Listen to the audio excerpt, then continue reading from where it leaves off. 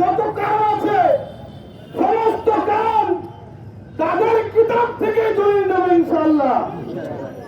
কিন্তু আন্তরিকভাবে দুঃখিত, বারবার পঞ্চগড় বাসীরা এই কাদিয়ানি ফিতনায় আক্রান্ত হচ্ছে। কাদিয়ানিরা অমুসলিম একথা সবাই জানে, তারপর কেন ঘোষিত হইতেছে না? বিশ্বের 56 থেকে 58টা দেশে কাদিয়ানি থেকে রাষ্ট্রীয়ভাবে কাফের ঘোষণা করা হয়েছে, কিন্তু বাংলাদেশে এখনো পর্যন্ত তাদেরকে রাষ্ট্রীয়ভাবে কাফের ঘোষণা না করার কারণে আমাদের সাথে তাদের বারবার হানাহানি, বারবার যুদ্ধ, বারবার জিহাদ হইতেছে। এই যুদ্ধ হানাহানি, কারাকারি, ভাঙ্গাভাঙ্গি বন্ধ হবে। সরকার প্রধান মাননীয় ধর্ম উপদেষ্টার দিকে আমি সম্মানের দিকে লক্ষ্য রেখে বলতে চাই, আল্লাহ তাআলা আপনাকে একটা মসনদ দান করেছেন। বাংলাদেশের ছাত্র জনতার আন্দোলনে আজকে আপনি একটা বড় চেয়ারে বসতে পারছেন।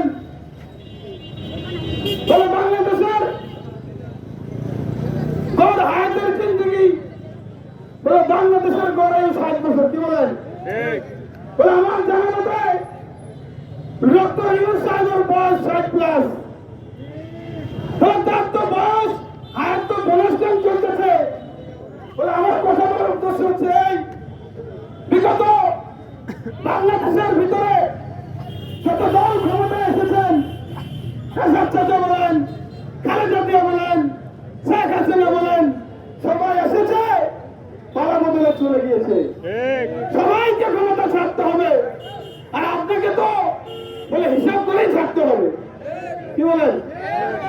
বলে আজকে যদি এরশাদ চাচা, খালেদা জিয়া, শেখ হাসিনা রাষ্ট্রীয়ভাবে কাদিয়ানিদেরকে কাফের ঘোষণা করে দিয়ে যেত, অন্তত বুক ফুলে আজকে বলতে পারতাম ওই সরকার বলে আমাদেরকে এই কামটা করে গেছেন।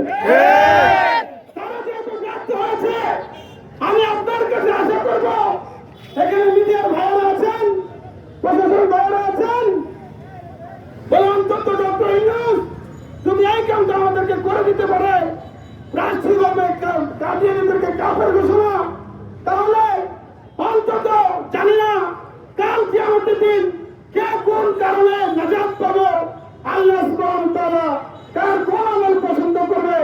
আমি নির্ভয় বলতে চাই, দীর্ঘ বিশ্বাস করে বলতে চাই, যদি বলে ডক্টর ইউনূস মহোদয় বলে কাদিয়ানিদেরকে রাষ্ট্রীয়ভাবে কাফের ঘোষণা করে দিয়ে যেতে পারে, আমি আশা করি বাংলাদেশের সর্বস্তরের ওলামায়ে আশা করে আল্লাহ তাআলা তার এই আমলের কারণে নাজাত দিবে ইনশাআল্লাহ।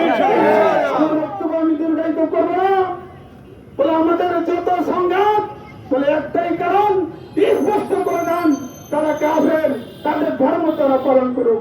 আল্লাহ তাআলা আমাদেরকে বলে এই কাদিয়ানিদেরকে রাষ্ট্রীয়ভাবে কাফের ঘোষণা করার জন্য 15 নভেম্বর দলে দলে ঢাকা দেওয়ার তৌফিক দান করে। সবার নিয়ত আছে তো ইনশাআল্লাহ? বলে এই আন্দোলনে, এই মহাসমাবেশে যারা যাবে, যত টাকা খরচ করবে সমস্ত টাকা আল্লাহর রাস্তে খরচ করে নেকি দান করবে। আল্লাহ তাআলা আমাদের তৌফিক দান করুন। সম্মানিত উপস্থিতি, এ পর্যায়ে বক্তব্য নিয়ে আসছেন হযরত